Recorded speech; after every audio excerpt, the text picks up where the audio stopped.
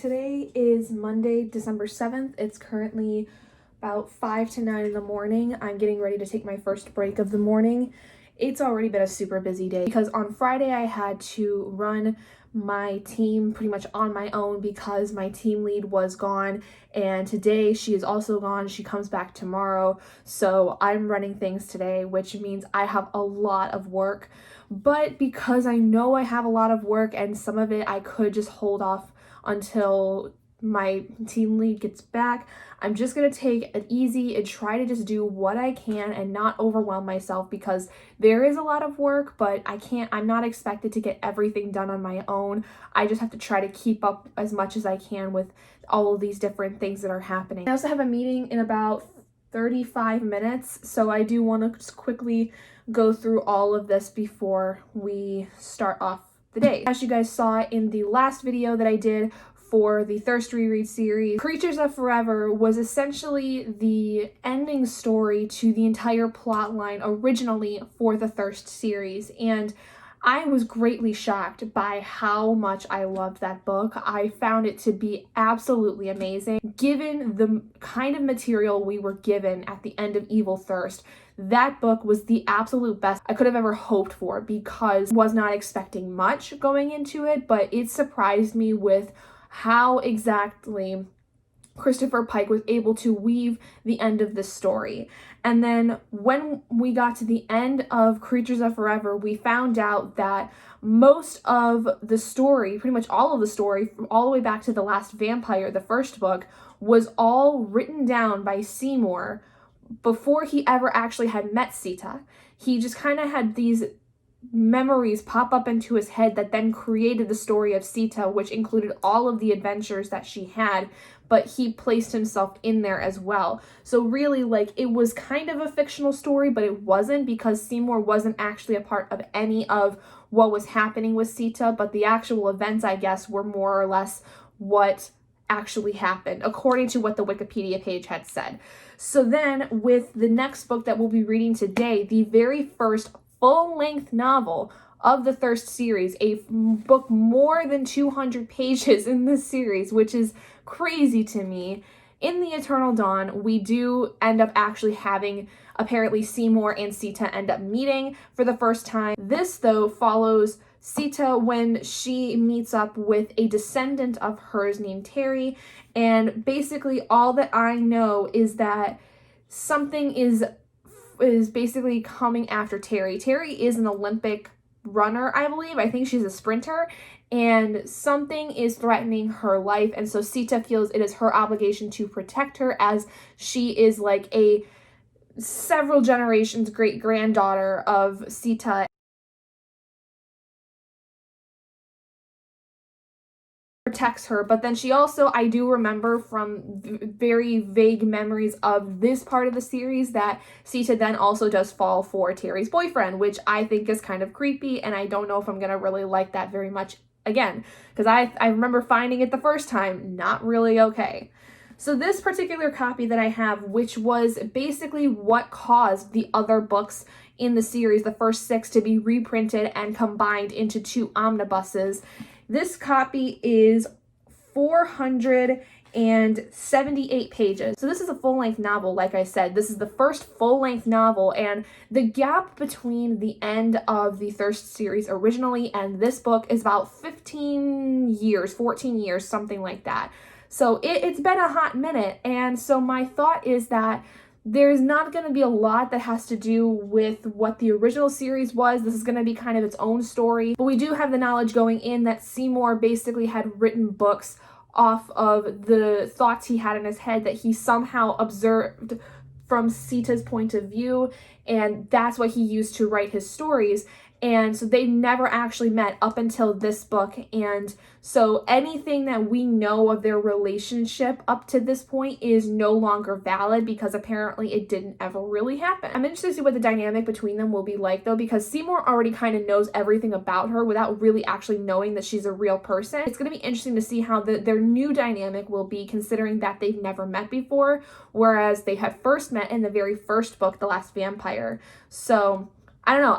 I'm a little worried, though, going into this, just because I am afraid that it is going to stray away from any of the logic that had been developed, especially in Creatures of Forever, because that was like a real culminating end to the story. It had made everything come full circle. So I'm very concerned that this is going to just stretch things way too far and make things much more complicated than they need to be. And I also just hope that the relationship between Seymour and Sita now gets a little bit more developed, because now we know that they don't actually know each other yet. And so when they come together, I hope that they do develop the kind of relationship that I expect. And we have confirmation of what exactly happened at the end of the last book.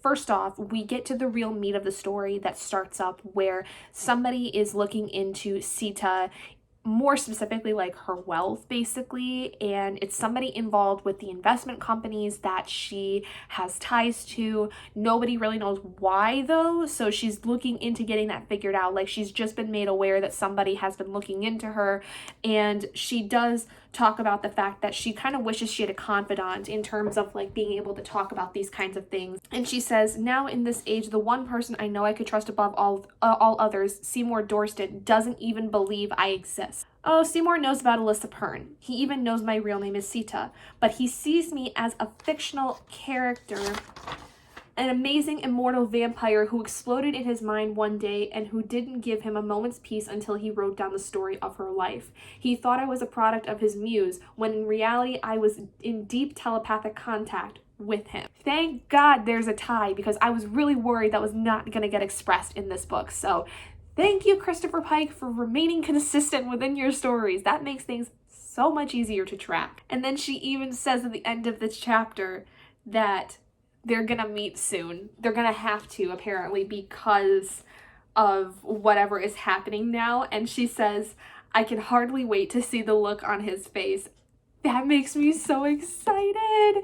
I adore Seymour. He was one of my most favorite characters within the whole story, because I just really loved how much he just adored Sita. He was like this kid that basically had nothing left to lose, because he was at the time dying already of HIV and AIDS later on. So he kind of just was like, fuck it, I'm gonna, help this woman because I adore her and she needs help. There's nobody else to help her. If I don't do something, I'm gonna feel guilty about it later, and I care about her. She saved him multiple times, and like, he's just like this beautiful little cinnamon bun that I just, you can't help but adore. I really, really hope though that he doesn't end up dying by any means in these books, because I don't think my heart could take it. We did see in the first chapter though that Sita did go after this rapist. The whole situation reminded me of like the Brock Turner case. In the book, this character Daniel, he raped several women, and none of them were able to come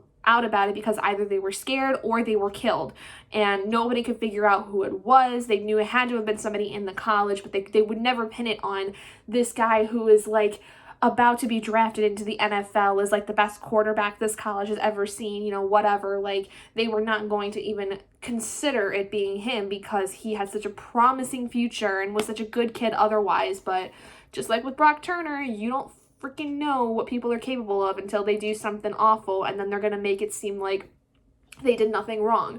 So Sita basically takes care of him because she's pretty much concerned that because Terry, her 300 generations granddaughter, as she described it in the book, she's worried that because Terry is one of his track teammates, that she could be next, and she doesn't want something to happen to Terry. So in order to protect her, she goes after this Daniel guy.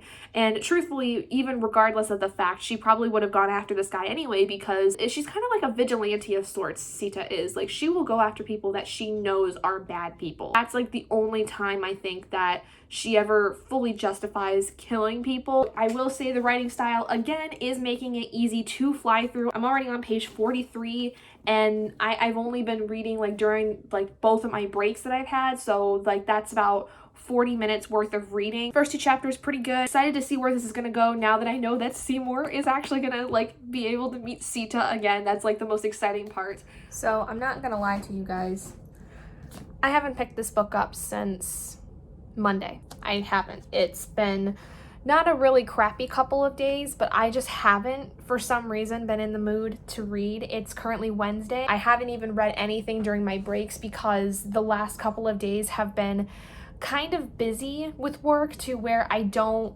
have the time to read during my breaks like I normally do. Like I said last week, I had a really bad mental health week for a while. It got better, and then yesterday specifically, I felt really, really crappy because I had a pretty bad day with work. So all I did was just sit around, and I did edit my Cujo vlog, which helped out a little bit. I have a few things I need to do today, more so with like chores and stuff. I just gotta get the house cleaned up a little bit. After dinner, I'm gonna get back into reading this. I have a lot of progress I want to make with it. I'm currently on page 57, so I'm on chapter 4. It's just been a really kind of run down couple of days. I've not been feeling my best over the last week and a half or so.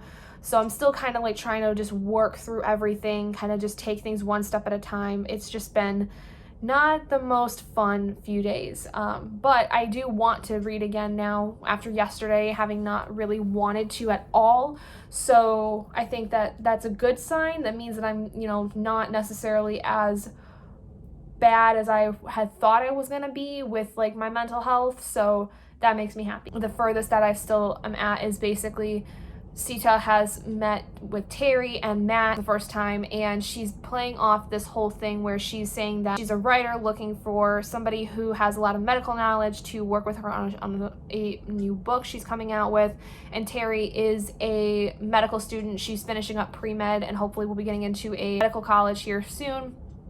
And her boyfriend Matt is a musician. He's from somewhere in Europe, basically. They don't necessarily say specifically where. He just has a very European accent. He is kind of like just along for the ride with her. Terry feels like though she's kind of stunting him because he's such a very successful musician in like the small town area that they are in Missouri, and she kind of thinks that she's holding him back, so there's like a little bit of tension there between the two of them because of it. Rita is enamored with him like almost immediately, and the only reason she's like lying to him about everything is basically because she wants to keep tabs on Terry, wants to make sure that she's safe, because like I said before, there is this weird conspiracy thing starting to pop up where somebody is looking into Sita's past and her money, and that could spell some pretty dangerous things. And so she wants to make sure that Terry is going to be safe and that nobody is going to come and hurt her, because nobody basically knows except for Sita that Terry is a descendant of her. We haven't met Seymour as of yet in this book. I don't think we'll meet Seymour until a little bit later in the book. I think that it's gonna have to come down to like a very specific reason as to why she goes off to him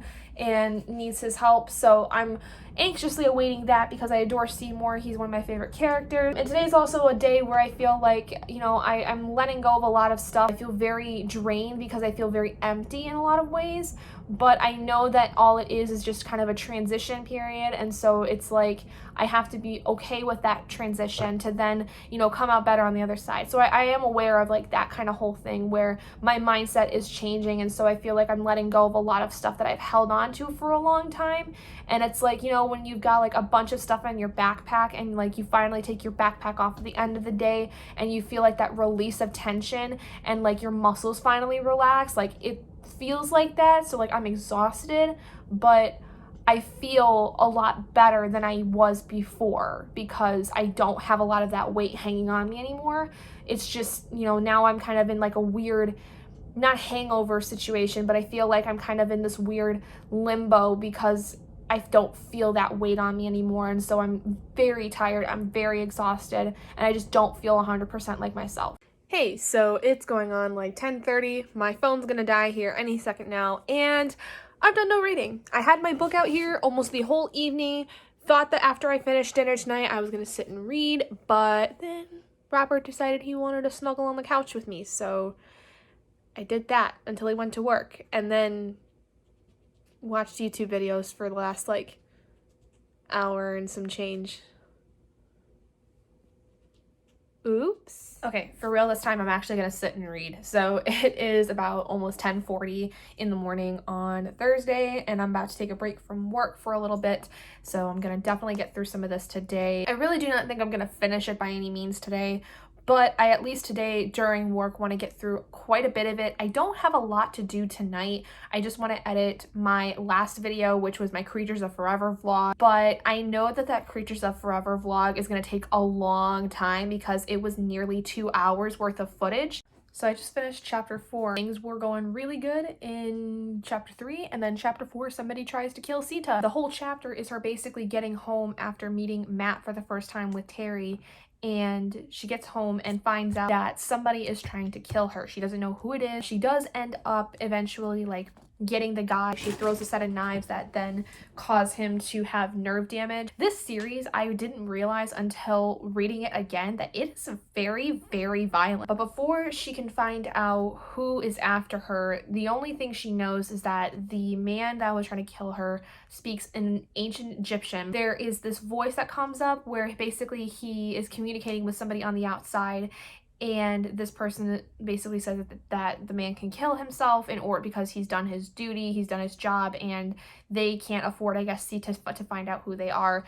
And he, like, the description of how he kills himself is really interesting because basically he has like a death switch in one of his teeth where like he chomps down on it. It says that something acidic in the air, and then there's a cloud of red gas that expands around his body as he exhales. The fumes are extremely corrosive, and then his face melts away, his clothes catch on fire, and his body just burns, and it's very short-lived. About a minute later, everything's gone. Like, there is nothing left except a pile of ash.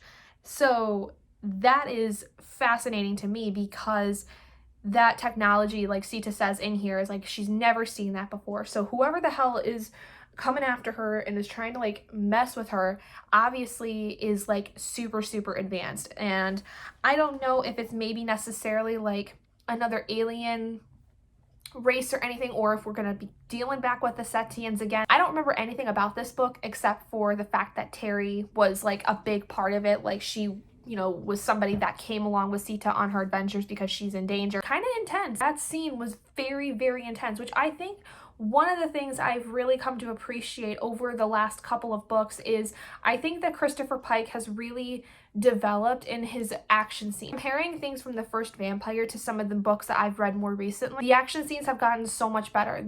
I feel like truthfully they're really gritty and gory. Like even from the very beginning of the series, they were gritty, gory, action-packed, really good, and I feel like they've just gotten better and better as the story goes on. My big hope though is that the plot is going to continue in a way that's going to make sense, because the way that Creatures of Forever had basically ended did lead me to think that there is possible something else could happen to change the course of the whole story, especially with the fact that Seymour, we understand, no longer knows who Sita is. I have a feeling though with this plot line, I want to see if it in any way ties back to what especially we learned about with Creatures of Forever. If there's any sci-fi elements with that, where like time travel, trying to save the world because there's somebody going after the supposed reincarnation of Jesus Christ, you know, whatever it is. I kind of hope that they do tie that back to that book, because it would make things feel very consistent, very kind of full circle. It all has to kind of come from that. I feel like you can't have the story of Sita and not be going back to that in any kind of capacity. But I have a feeling that this is going to go a little bit deeper. I feel like this is supposed to, though, go into something that happens in the last book that I remember. So I wonder if it's not going to have a tie to Creatures of Forever, I really hope that this has a tie to what I remember there being of the last book.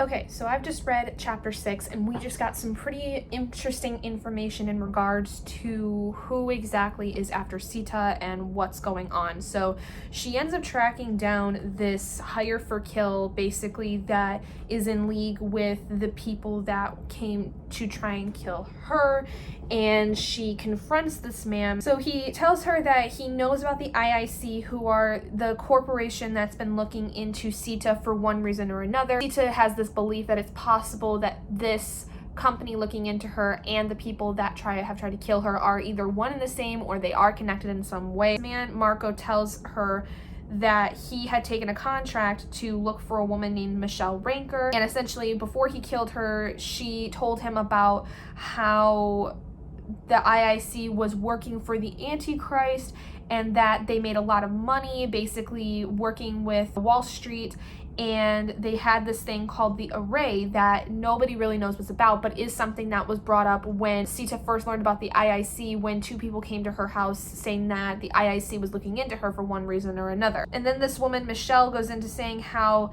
there are these kids who are being paid some money every month, and saying that he says that they weren't psychic and they knew nothing about the stock market.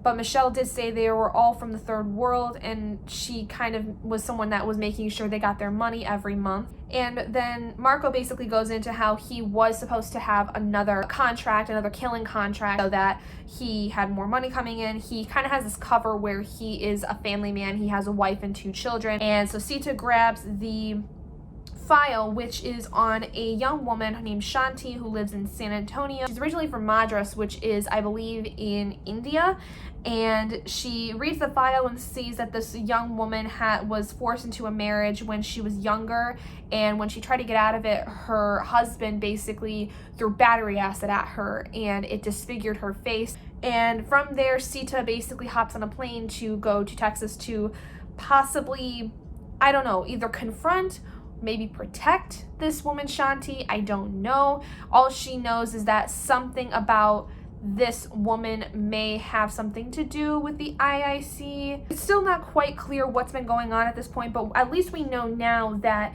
it does seem that the IIC is somehow also involved in the attempted murder of Sita, whether they were the ones that hired somebody to go and kill her, or at least they are somehow tied up in that through somebody else, kind of thing, like an acquaintance of theirs or somebody they were working with did the hiring to try to have Sita assassinated. So far, it's a lot more political than I expected, because even the chapter before, which was a chapter where we saw Terry and Matt basically with Sita again, learning more about each other, kind of stuff, like really getting to know each other.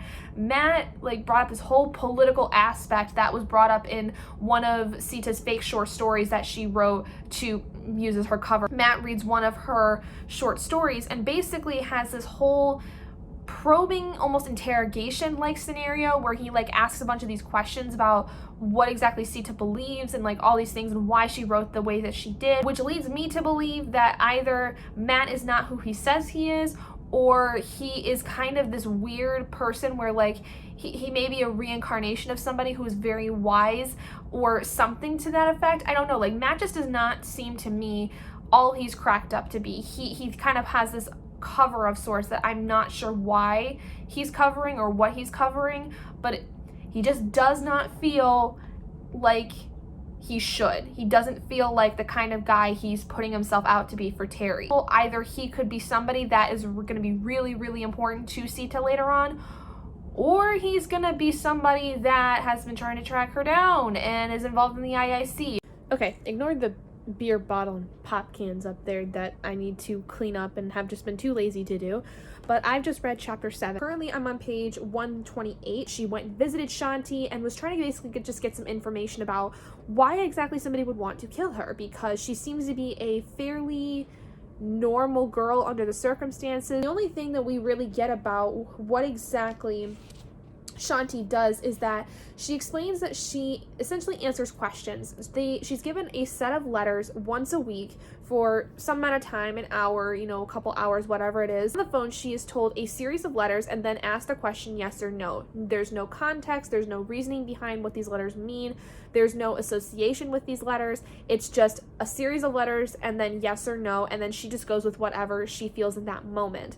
And she'll get $100 every month for that. Basically, Shanti and Sita do, though, connect very well over their shared religious experiences and their shared religious views and all these things, which makes it very easy for Sita to feel attached to Shanti and her uncle. She doesn't really know anything, though, about what the IIC is or what they're doing or why they would be necessarily after her for any particular reason. She says that she totally would understand if they would want to fire her, because she doesn't know if the way that she's answering these questions are correct by any means, but she doesn't know of anybody that would want to kill her. So unfortunately, Sita is not finding out anything about this, but because she knows that Shanti is going to be targeted more than likely still, even though that the person that they had hired to kill is now indisposed of, it is possible they could still try to get somebody else to go off and kill Shanti. I feel for some reason though The name Shanti rings a bell, like I've seen her in the other books, like after this one, so I don't remember if she becomes a bigger character later or if this is just the only book she's involved in. So at the very least today, I am going to make it to about 100 pages worth of reading today, so I'm going to basically end my reading on page 168, which is chapter 10. So I've got a couple more chapters to read. If I get to chapter 10 and I still feel like I want to read, I will continue, but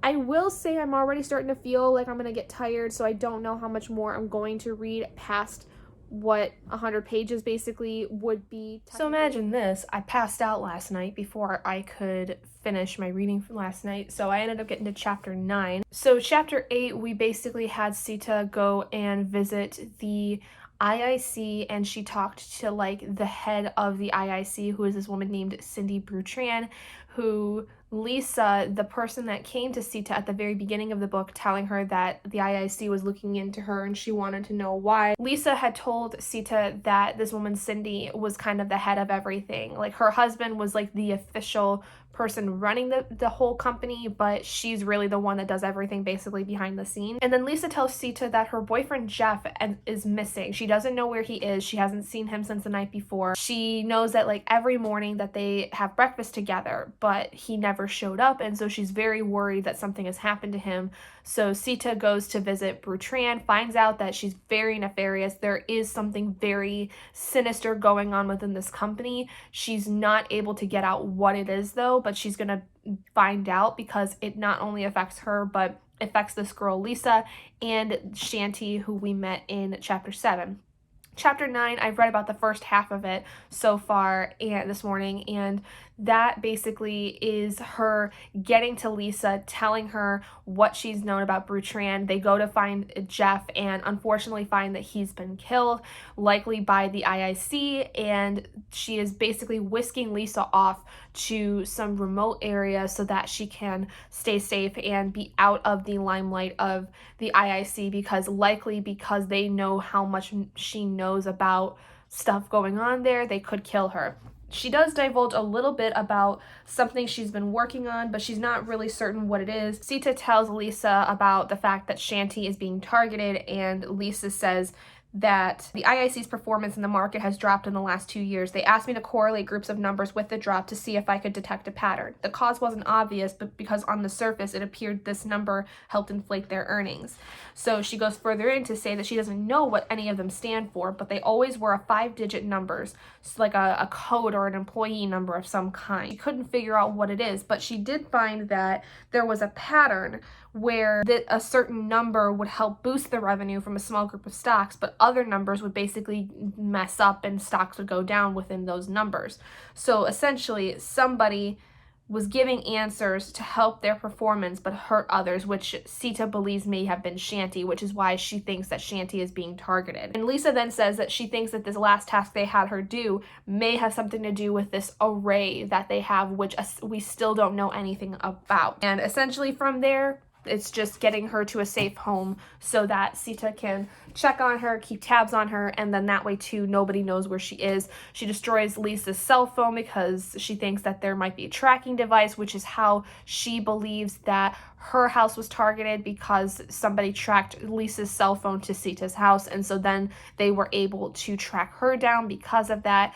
So better safe than sorry basically, but not much more has been divulged as of yet. I mean, I feel like it's not going to be until toward the very end we find out what this array is. I'm actually kind of surprised because the book is still moving at kind of a quick pace like the other 6 books were earlier in the series, but I know that this is also like slowed down in a lot of ways because this is a full-length novel. The chapters are extensively longer than they were when we were reading the other 6 books in the series, but I think it actually kind of works. Like, it doesn't feel like the tones change. It doesn't feel like the voice of Sita has really changed at all. It doesn't feel like the story itself has changed, even though stuff is kind of slowed down, but it's still being picked up. Like, each scene is very important. Each chapter is its own scene that feels like very important. It feels like it makes it move a lot quicker, but it's not so quick so that you feel like you're not being able to understand what's happening. I'm actually interested to see if there's going to be a point where I would have thought that there might have been a cutoff, because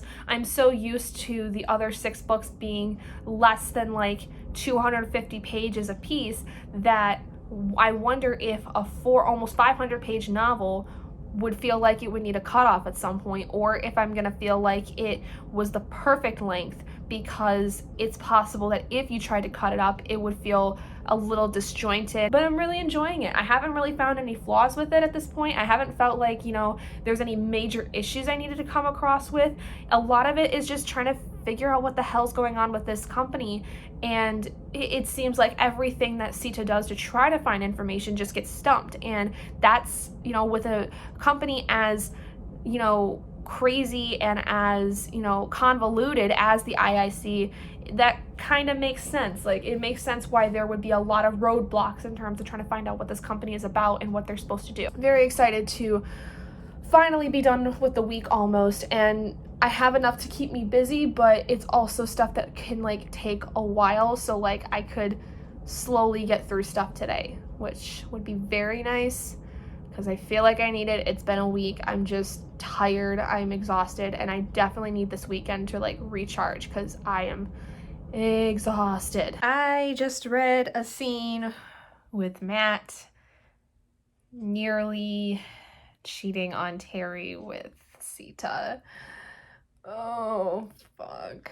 I don't like this. I don't like it at all. Matt is making me feel very uncomfortable. For one, he seems to like actually have feelings for Terry, but he's like very attracted to Sita, but I don't know if it's like a tactic for him to like get her to tell him more about who she is, because he's trying to like figure out things about her because he doesn't trust her. So I don't know if it's like he's not really wanting to cheat on her, but it doesn't feel right. And the more that Terry talks about Matt and the things he does, it makes me feel like he is not all he says he is, because there was this very particular drug he would take where basically he would have hashish with opium, like it was laced with opium. And Sita mentions how that was a very popular drug for soldiers when they were in Vietnam. And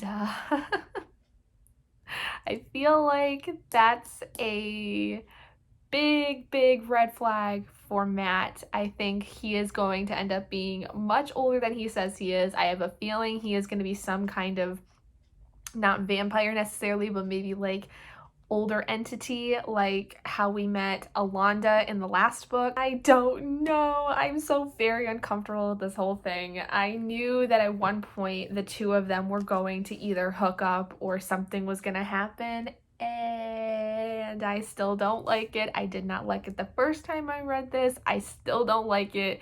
It just feels so dirty and not right because Matt is with Terry, and I hate any cheater. I'm not happy with that, but it's a part of the plot. It's a part of the whole thing with like Sita and Matt, where like there's this growing connection between the two of them. Like I already knew that going into this, so I'm not like super upset about it. Like it's this big surprise, and it's like disgusting to me where that it's a surprise, but like I know about it, and like I know it's also part of the plot. Boy, this is gonna be interesting to say the least. Okay, chapter 10 was a very intense scene. So in chapter 10, we have Sita going and following Brutran to this mansion. It looks empty, but it's really not. Like people are basically just asleep because it's very late at night. And she confronts her and finds out some very interesting information about why the IIC is looking into her. So first off, Brutran tells her that they can't really do anything with her right now until they know that they can trust her. And the way she will earn their trust is by killing Shanti and Lisa, who are the two people that Sita is like trying to actually protect.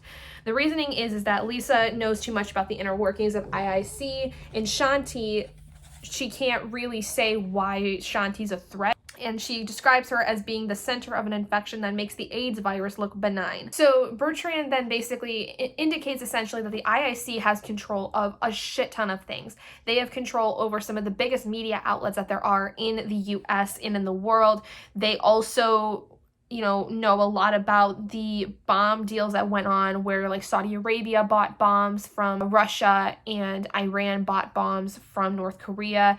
and also from, I think, the US. There's like all kinds of things happening with that in terms of like their involvement of it. She knows that Sita is very, very old, like centuries old. And she also knows that Sita's aliases, like part of the reason they were able to track her down is because Sita never killed off her aliases. Like there were no death certificates for any of them, for Laura Adams, Alyssa Pern. And then she also gets to use the array for the first time, which the array is basically a psychological weapon. That's the best way I can describe it based on the scene that happens in this book. And it's very kind of graphic in a sense, because the array basically makes you feel like you're in an acid trip of some kind. And that's the way that Sita describes it, is that it feels like she's been on acid. But she sees Shanti in this, and Shanti is telling her that the only way that the pressure in her head and in her body will go away is if she takes her gun and shoots herself. Sita like tries to resist that, but it's very, very hard. Like this array is very easy when it comes to taking over your entire mind, body, and soul kind of thing. But Sita does actually resist it in a sense. And there is, I guess, this whole thing about God not being real. There's this whole angle of like God just being kind of this illusion of sorts, and how he is not important. And it's more or less kind of, I think, a tactic to get Sita to shoot herself in a sense, because I think it was more, the way that the story kind of developed with it was that it was kind of just something to get her to snap kind of thing, and that didn't work. My thought is that we're not quite done with seeing stuff from the IIC as of yet. I'm gonna assume that there's gonna still be some threats and some attempts at, you know, taking people's lives that are gonna really affect everything. And I think it's gonna have something to do with Terry later on. Like they're gonna probably threaten Terry's life, who means a lot to Sita because Terry is a descendant of hers. So I have a very strong feeling that's gonna be where the story is going to go, that while things may seem to have calmed down for now, somebody is going to try to make an attempt on Terry's life, and shit's gonna hit the fan. Terry's gonna find out who Sita is, and Matt will as well, and it's not gonna be a fun time. But that's just my theory, because I don't remember exactly what all happens in this book. I just remember that like Terry's somehow in the middle of all of this. Okay, so today is Sunday. It's been a few days since I've updated you guys. I've been very, very busy the last couple of days. It's almost 9:30 in the morning, and I've been up since 6 o'clock because I'm nuts. And I have had a triple shot. So I'm a little wired at this point, and I just finished filming an announcement video for the next readathon that I am hosting. So I'm very, very wired. I'm very energetic. I just read chapter 12, and that's the first chapter we see Seymour. Oh my gosh. Okay, so here is what basically we learned about Seymour, is that since this book takes place essentially 15 years or so after the events of Creatures of Forever, when Sita goes back to the present time. So once she goes back to present time, this book is like 15 years after that. Seymour had basically became this prolific writer. Like he became super, super popular, but he wrote under several different pen names. Nobody knows who he is. He's living in Manhattan. Sita, before going off to London with Terry for the Olympics, goes to Manhattan to see Seymour for the first time, and he doesn't believe her at first. But he then quickly realizes that Sita is real, because otherwise she had just been a figment of his imagination, he believed, because he thought she was just a story in his head that had come about, and hadn't realized that she was an actual real life being. And so he was very shocked, to say the least, about meeting her for the first time. And wow, that was amazing. It was such a beautiful little scene. And he goes off with her to London, so I'm very excited to see what happens, because he is not necessarily cured of HIV, but shortly after he had finished the book of Sita that he apparently had never published, he was able to get some medication that helped him live a longer life, because he was basically on a deadline of like he was going to possibly pass away within a few months of that time. And thankfully, like shortly after, like I said, he finished the book, there came out this new medical technology and medication that basically was able to prolong his life for like 15 years at this point. So that is like super awesome to see, that it wasn't necessarily something Sita did to like prolong his life, but it just happened to be that, you know, at the time something amazing had happened to give Seymour a chance to be able to live a much more fulfilled life, because otherwise he was going to die at like 17, I think. So very awesome to see, and I am just so excited to see how Seymour basically delves into the whole story, because now he's on this grand adventure. He gets to actually be on an adventure with Sita, who he thought was just a figment in his head. I'm basically heading off to my parents for the day. I don't know if I'm gonna be there overnight or not, so that's gonna just depend on how the day goes. But I'm not supposed to leave until around noon, so I've still got like 2.5 hours basically to kill, and Robert's awake, so I'm just basically gonna enjoy the rest of my morning with him before I head off. Good morning, everyone. It is December 15th, Tuesday. It is going on 7:30, I think, in the morning. I am actually up really early. I got up about an hour ago and took a shower and stuff because Robert started a new job yesterday. He had his orientation from home for a few hours, but today he actually has to go into the office and will be for the rest of the week, and he will be going into the office from here on. So because he's going to be having to go to the office around 7:30 in the morning, we decided it would probably be a better idea for me to start waking up a little earlier so I can spend a little bit of time with him before he heads off to work. And also that way it gives me a chance to actually like take care of myself in the mornings, as opposed to waking up 5 minutes before I have to jump online and, you know, start work. So like I took a shower, I got dressed, I did like a morning routine for the first time in a while, so that was really nice. It has been though quite a bit since I last updated you on the Eternal Dawn, what's been going on. I haven't read a whole lot since the last time I talked to you. I've probably read about just over 100 pages since I last spoke to you. I am though currently on page 266, so I'm on chapter 16, and truthfully you guys haven't really missed too much of what's happened. I think really all you missed was a lot of the Olympic events that happened with Terry, because Terry did get into the Olympics after her college meets for track. So she went to London for the Olympics. It has done very well so far, but a lot of her power has come from the fact that Sita has basically given her bits of her blood over the course of time, which has helped her with her speed and her agility. But she also realizes that like that power burns out very quickly, so she has to be very mindful of what's happening. Terry doesn't know that Sita's been giving her her blood. She and Matt still don't know that Sita is a vampire at this point, but they just think that Terry is all of a sudden starting to get really strong, but she is wearing herself out a lot easier at the same time. The scene that I just read was after a lot of events. I don't think they had quite won the Olympics as of yet or anything, but there was this big party going on. Terry and Matt were going to go meet the president of the United States, who was there for the Olympics, and Sita finds out that there are people there that are coming to kill her, which are part of the group that have been trying to kill her throughout the entirety of the book. Still don't know who they are. This book is trying to effectively split its time between Sita's issue with the IIC and with Terry and Matt, because they are two separate stories, but they do somehow tie into each other at some point. Because like I said, I think Terry gets threatened, or she gets caught up in the middle of a fight or something like that, and so Sita has to like explain everything that's happening, and so then Terry and Matt then become endangered and she has to protect them as well as herself. So I don't know when that's going to happen, but it hasn't happened as of yet. And in this scene, we basically see them try to break into the president's hotel and kill Sita. There's like 4 of them. There's 2 men and 2 women.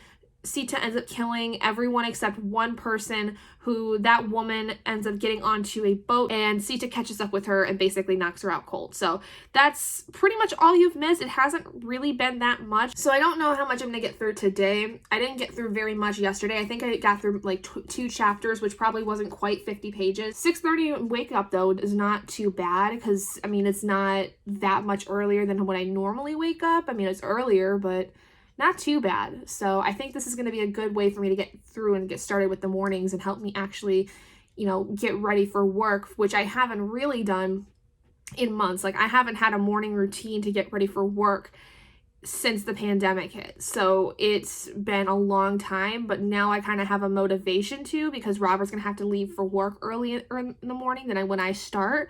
So it gives me a reason to be able to do that with him before he heads off, and gives me a little bit of time to wake up and then get ready for the day. So I see it as a win-win. Okay, so I've just read chapter 16 and holy shit, that was crazy. So The whole chapter pretty much starts off with Sita taking the body of this woman that she's captured that was trying to attack her and basically putting her somewhere to keep her safe so that she could interrogate her. She also knows that this woman is in a lot of pain. She's had like a lot of gunshots at her, like both her kneecaps are like busted because of the gunshot. So Sita basically decides to help her and help heal her, but she also grabs like a truth serum, like a drug that basically acts as like a truth serum to get her to talk. And boy, does this woman Numbria talk a lot. Like, she is able to tell Sita exactly who she's from and who's after her. Is from this group called the Tellar, which are these very old mortals. Like, they've been around longer than Sita has. They know of Sita, they've known about her for a long time, and they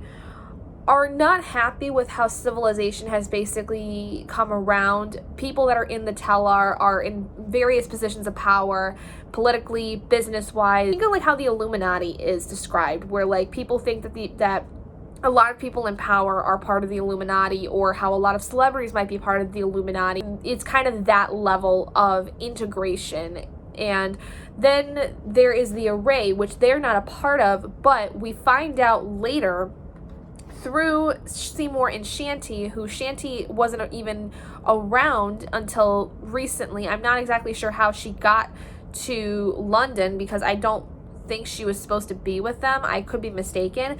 But they basically find out that the people that have the Array, they are basically the enemies of the Tellar. The Tellar know who the people that have the Array is in some capacity. Truthfully, that's why Brutran had wanted to get a hold of Sita, because she wanted to offer protection from the Tellar because the Tellar are trying to kill Sita.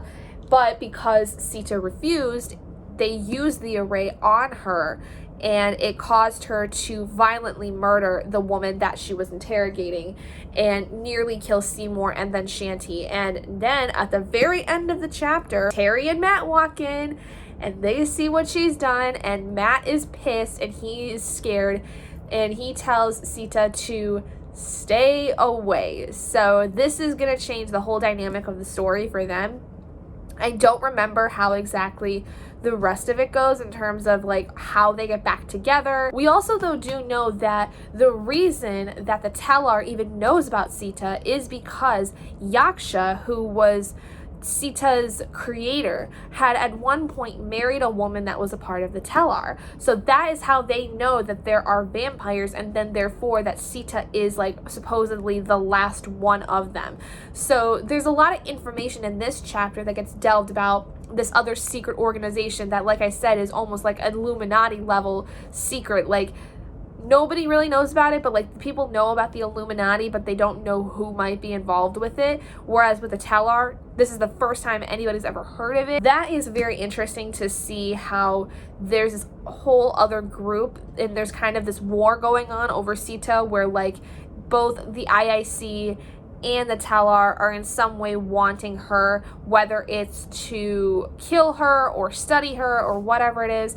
The Tellar though do say that because the earth has kind of gone downhill in terms of how humanity has taken over the world kind of thing and how they've ran it, they are looking to not necessarily kill everybody, but they're looking to basically like change how things are going, and so they want to study human beings. It is possible that they may kill people though. I'm not certain. I have a feeling though that is part of their plan, is they do want to maybe cut the population down a little bit, but who knows? I mean, these are like immortal beings. They can do literally whatever, and it would make sense to me at some point. I don't know why, but it would. But I'm just finishing up with a break. That was actually a really long chapter. That was about 30 some pages almost. Yeah, that was actually exactly 30 pages. So that's good progress today.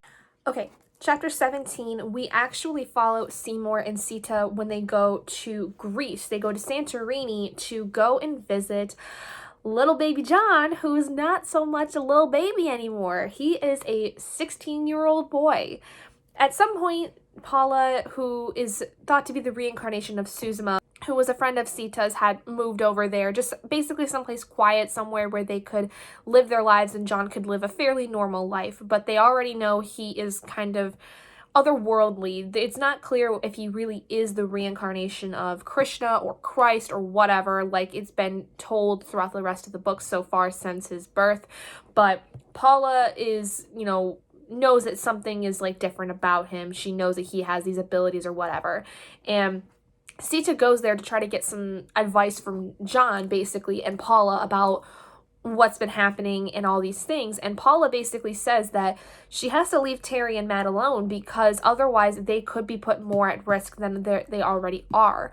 And Sita is kind of really dead set against that because she wants to protect them. She wants to go after this Tellar group, and she really thinks that if she leaves them alone, she's going to cause them to get killed because it's possible the IIC or even the Tellar know about Terry and Matt already. So then Paula and Sita get into this argument about why Sita even went and found Terry in the first place and what's the whole point in all of that when it's just possible that she could lose them anyway, considering that she's already lost so many people she loves. Paula does go into this whole thing about how Sita really has to make better decisions because obviously the ones she's making are causing her more grief than anything else. But she also tells Sita that Shanti is possibly something that can stop the array, because in a moment where Sita in the last chapter had basically gone crazy, was under the influence of the array, Shanti was able to come in and not be affected by the array, and was even able to block it from Sita so that Sita could kind of come back to a normal sense of self. So obviously Shanti is, you know, someone who Sita really loves and appreciates and wants to protect as well. So she's hesitant to let Shanti go with her to this area in Switzerland where she believes there is a headquarters or at least a meeting place for the Tellar that could possibly get her killed. She thinks that if she goes there with as many Tellars there might possibly be there, she could get killed, and then obviously Shanti would die as well, and possibly Seymour if Seymour goes with them as well. There is this mention though that John, when they get there and when they go to leave, that he plays this video game called CII, which stands for Cosmic Intuitive Illusion, and essentially the way that Seymour describes the game is that it's about survival, but all games are about that. It starts on Earth and you have to fight your way out of here to higher, more exotic worlds. The ultimate goal appears to be to reach the center of the galaxy. And apparently John his character has not been able to get off Earth yet. He keeps getting killed, but he takes the game very seriously, which, remembering that, I think that actually had a very large impact on what exactly John's role in this whole story is that there is something about him in this game that is very important to the story and very important to the overall outcome, I think. And I don't remember exactly how, but I do remember this vaguely having been a part of the story that was really, really important. Okay, I have a very limited amount of time before I have to leave to go to the post office, but I just got through chapter 19. Basically, in chapters 18 and 19, we realized that Sita is going off to somewhere in Switzerland to go find this something with Yaksha that she thinks may help her with understanding what the Tellar are. Basically, she wants to find something that can help her with figuring out how to take them down, and then if the IIC is in any way related to them. And she finds a manuscript that he had written that basically is his entire account of his life from when he met Krishna, and basically it does go into a little bit about the Tellars and stuff like that, but she reads the entirety of it. It doesn't really seem to answer any of her questions though, even though there is like small mentions of Tellar here and there, and Krishna tells Yaksha at one point they contain them because they, I guess, have lost their way essentially. They forgot what it really is that they're here for, kind of thing, and it doesn't really seem to help Sita at all with helping to understand how to take down the Tellar. And when she goes to return the manuscript, the man that she met, who was supposedly a good friend of Yaksha's that he trusted with this manuscript, turns out he's Tellar, so he's just trapped her. That's about as far as I've gotten, but I gotta get going to the post office here because I got packages for Christmas to deliver that are gonna be late anyway, but we'll see.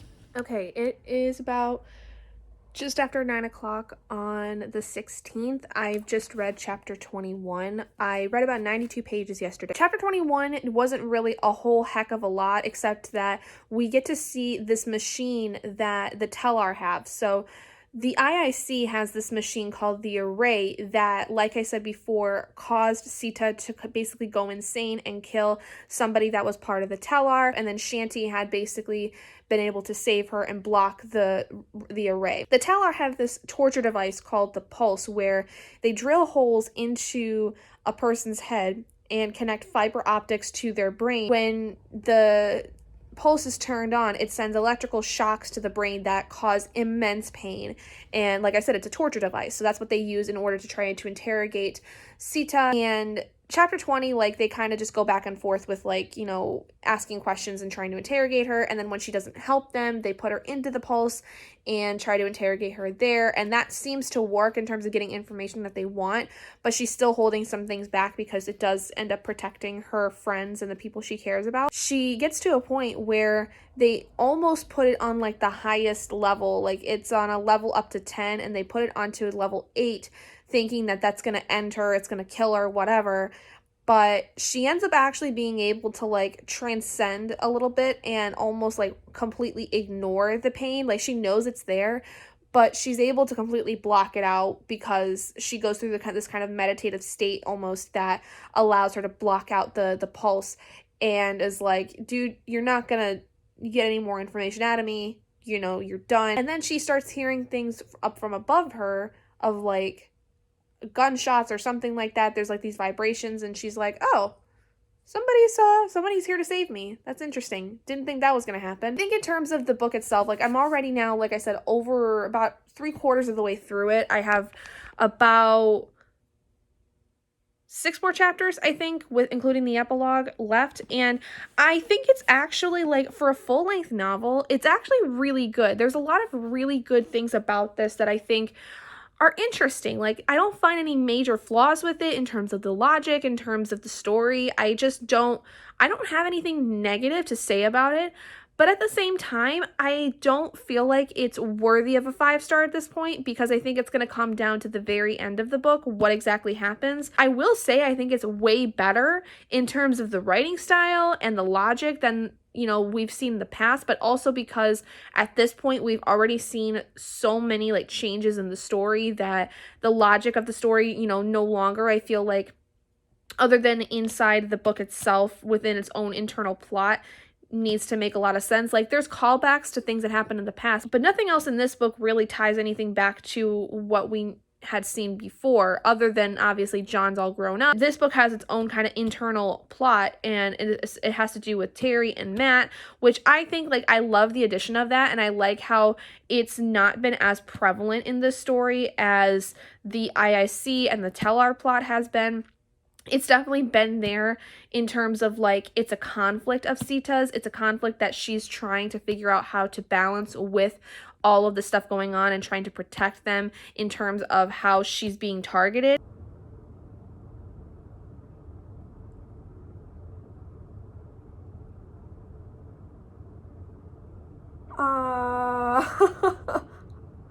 Oh boy. Wait a minute. I think I know who this is. I knew it! I knew it! I fucking knew it! Oh my god! Holy shit. No fucking wonder he knew. Oh my god, that's crazy. Oh no. No, that's so sad.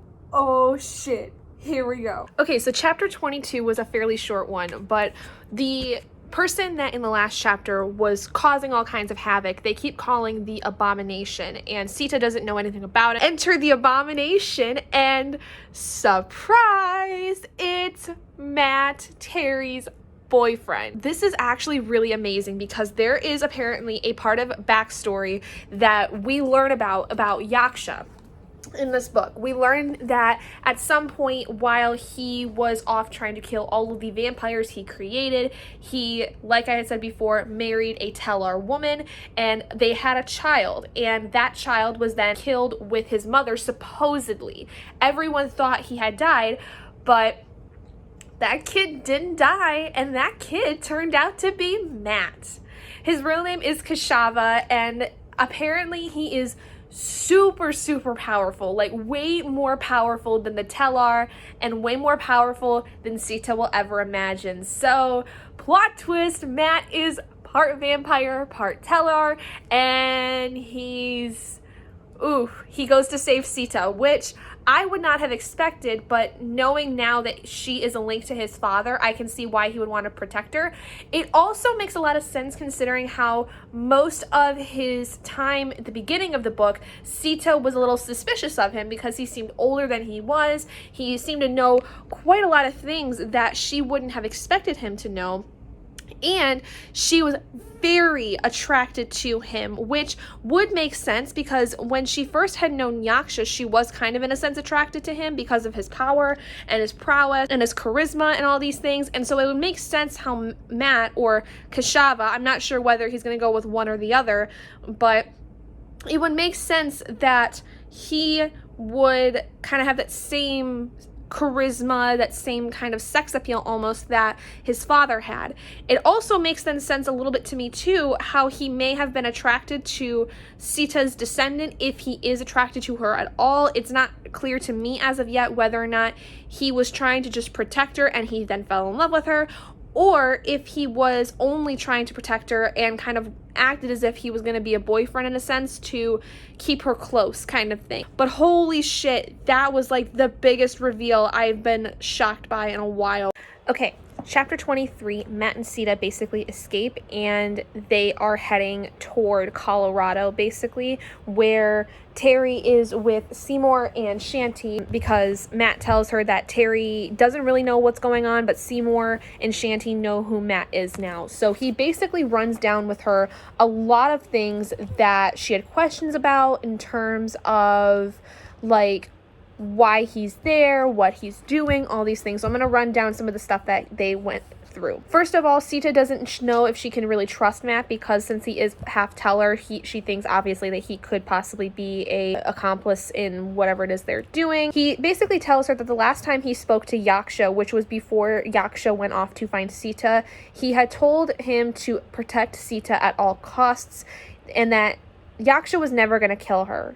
The whole thing was that he just wanted to see her and he knew he had to kill her because in order for Krishna's grace to come over him, he was going to have to, adhere to what Krishna said, which was to kill all of the vampires that he created. But he couldn't do that because he truly loved Sita. He did have a Teller wife and had a child with her, but he always would have loved Sita because he was infatuated with her since his birth, basically. And so he always was going to have a love for her. The reason he went to seek out Terry was so that he could end up finding Sita in the future because Yaksha had told him that she typically tends to keep up on her descendants, and so he thought that was the best way to try to find her.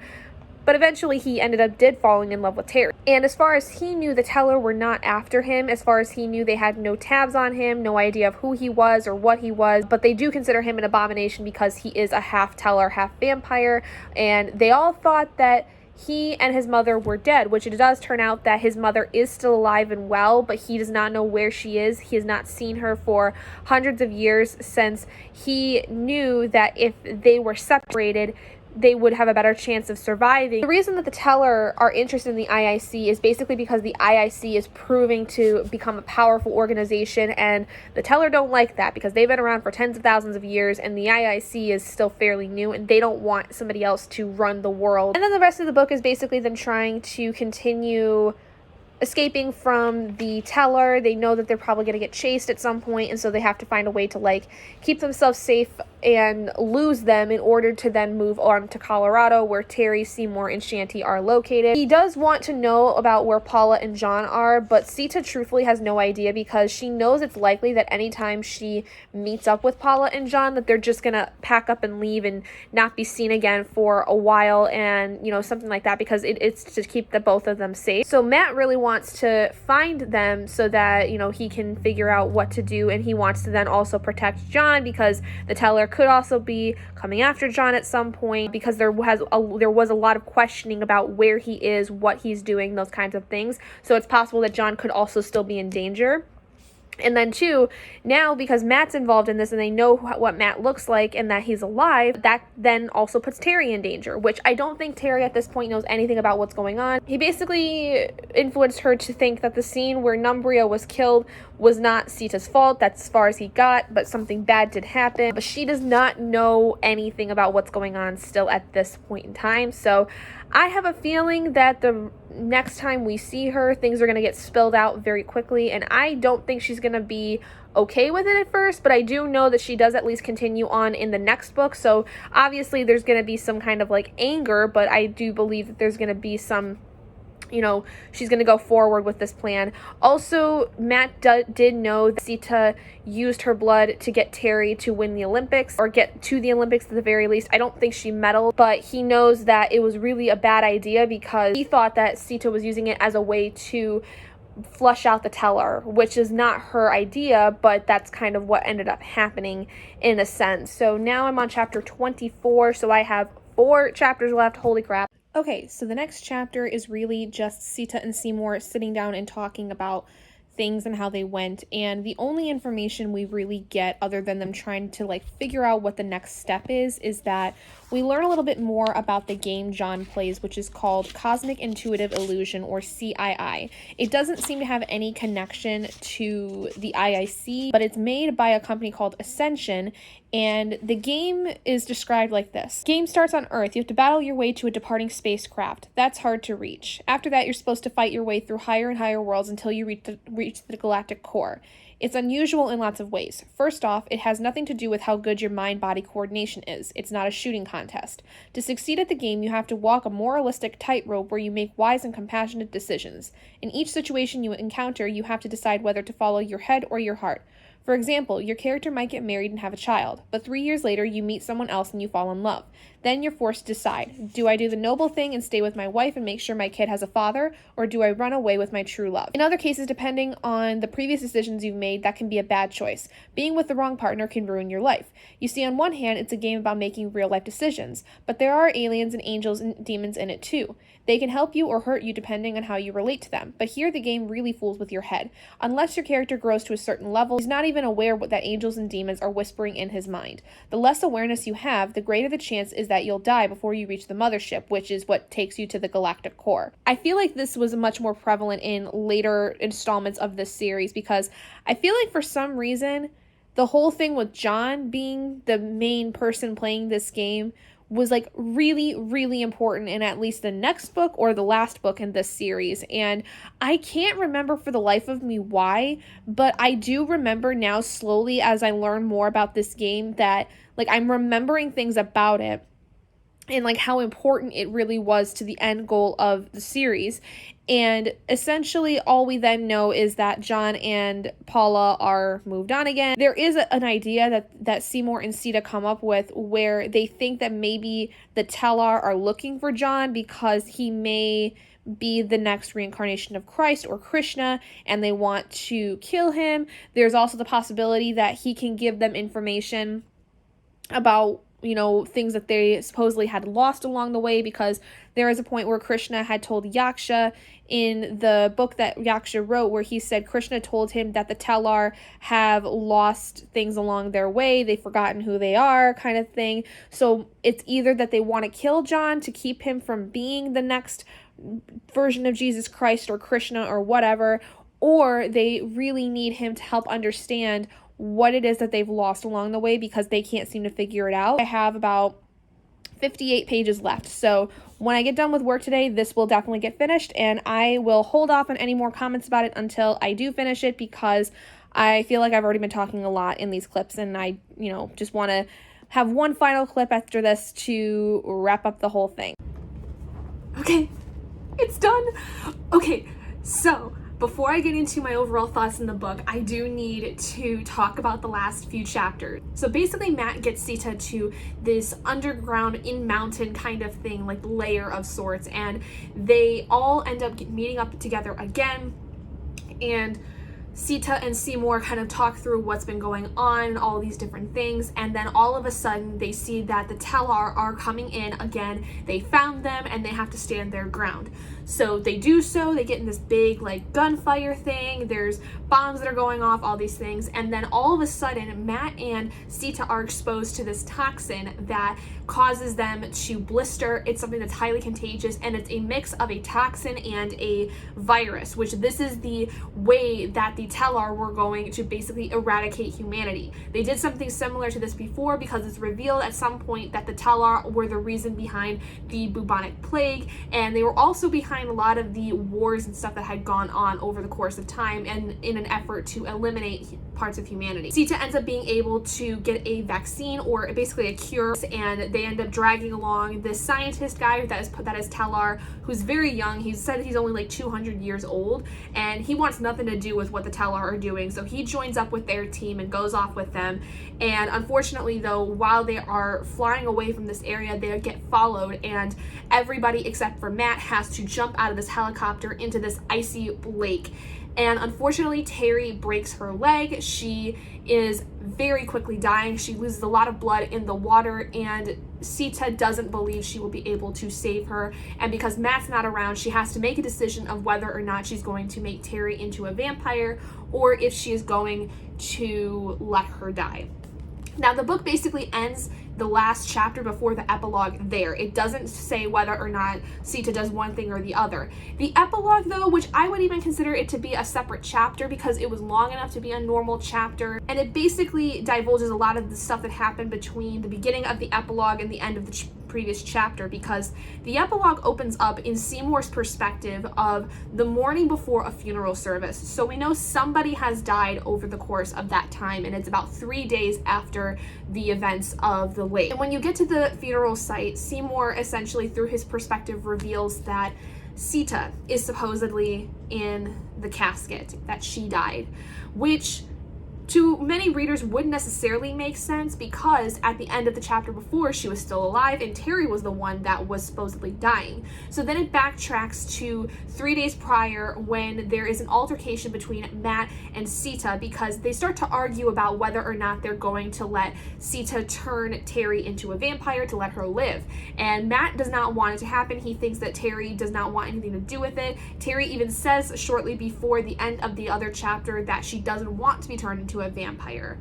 But then unfortunately, Matt gets hit with the array that the IIC have, and he starts to go freaking crazy and tries to kill both Sita and Seymour. But before he can turn his gun onto Seymour, Sita jumps in front of Seymour in a shot and killed. So it is true that Sita did die, unfortunately, but that's not entirely how it all ends. We jump back to the funeral scene with Seymour sitting at the grave of Sita and kind of just lamenting, and obviously he's heartbroken because Sita is the love of his life. You know, he's been through so much with her, and it almost seems like he just recently found her and now he's lost her. Terry returns to the grave site. She basically says that like nothing seems to have changed for her, which Seymour's like, oh, well good, I thought it would be a lot harder for you to transition into being a vampire since Sita's not here. And Terry goes, no, Seymour, nothing's changed because I'm still Sita. I'm Sita in Terry's body. Bum, bum, bum! Oh my god, what an ending. So that actually is something that when I started getting to the epilogue of the story, I remembered happening. When I got to like the last chapter almost, I started thinking that it might be possible that this was to happen, because I remembered that like post reading that was a massive thing. That was a big part of the next book, was the fact that Sita was in Terry's body. I even believe it's in the synopsis if I'm not mistaken. And so I was so excited because I don't remember if Matt catches on that Terry is Sita early on in the next book. I think it takes a while for him to kind of get it all figured out, but essentially what's happened is over the course of the story, both Terry and Sita died. But while Sita's physical form was destroyed, Terry's soul was the only thing that was destroyed, and Sita's soul was able to basically go into the body of Terry. So now Sita is the one that is controlling the body, but Terry is the exterior of it. That we will probably get more in depth with in the next book about how exactly that works. How does this book now look in terms of my rating? Because I was saying earlier that I was kind of on the fence about the idea of giving it a 5 out of 5 stars. Now, I think overall, this is honestly like what all of the other 6 books in this series should have been. They all should have been full-length novels. I think that several of the 6 books could have easily either been put together or they could have been much longer installments, because it felt like a lot of times their stories were rushed, with the exception of Red Dice and Creatures of Forever. Those were the strongest out of the 6 I felt worked in terms of their length and their structure, but books 1 and 2 could have easily been one book, and then books 4 and 5 also could have been in one book, because their stories were so interconnected and it felt like that there was so much to go on in both stories that they could have just easily been one thing. This is the kind of thing I wish would have happened with those books, because I feel like the length of it wasn't too long. I felt like the story moved at a really nice pace. I felt like it wasn't super ridiculous, but then also, even though the book itself is longer and the pacing is kind of spread out a little bit more than you would expect it from with the first 6 books in the series, it still reads so fast. It reads so fucking fast. Like today, I didn't think I was gonna get to the end of this book, and I went from page 358 to 478, which truthfully it's only like 120 pages, but I would not have expected, with how things had gone over the last few days, for me to read 120 more pages in one day. Regardless, if I didn't have the bad days that I did over the last few days with reading, in terms of like not having motivation to, or feeling really tired and groggy and not just well, I think I probably would have finished this in like 2 days, maybe, because I just felt like each of these chapters I just flew through like crazy. I feel like I've said before, that when you get to about book 3 in the series, about book 4 maybe more so, the writing style just seems to pick up. It seems to actually do very well in terms of, feeling like it's the right voice for Sita, feeling like you get into the story. And I think that this one just really showcases how much Christopher Pike especially has gone in terms of his writing style, because like I said before, this book came out about 15-16 years after Creatures of Forever. So there is a large jump in time. So you wouldn't sometimes expect the writing style to remain as consistent, because sometimes writers' writing styles will differ. And especially since Pike was working on other books in the course of that time between these books, it would make sense for the writing style to maybe be a little bit different, because he's experienced more in terms of writing. He's written all kinds of different things. But what I really appreciated was that the writing style did seem consistent despite the long time, because it makes it easier for someone who liked the original 6 books to come into this one and be like, nothing's really changed. All this is now just an additional plot line that we didn't expect that we were going to get with Sita. We thought that with the end of Creatures of Forever, it was done and over with, that she was not going to have anything else to go with.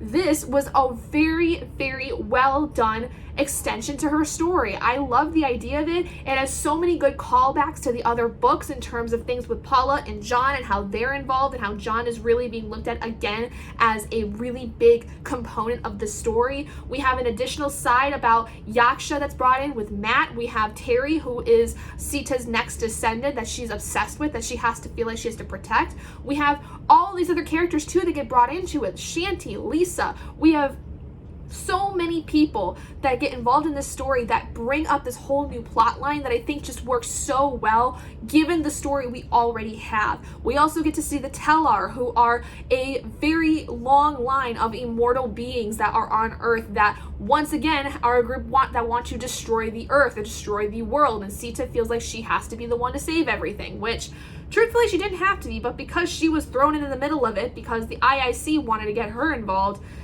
she had no other choice, basically. Truthfully, I think it's going to be a 5 out of 5 stars. I can't find any major flaws with it, and I feel more confident now seeing what the ending of this was in terms of the whole story, and then remembering how excited I was the first time I saw that ending and being so excited again for it.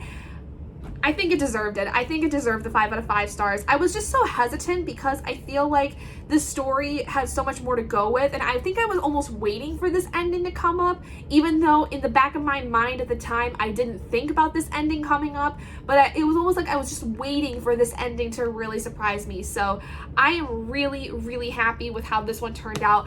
I am so excited for the rest of this now. I think that the next book I'm also going to still love. Now, in terms of the final book in the series, I'm a little less excited for because, as we all know, I have talked at length about how the last book in the series made absolutely no sense to me, how I felt very confused with it, but I think that the way that this story is going, that last book may ultimately change my entire perspective of this story.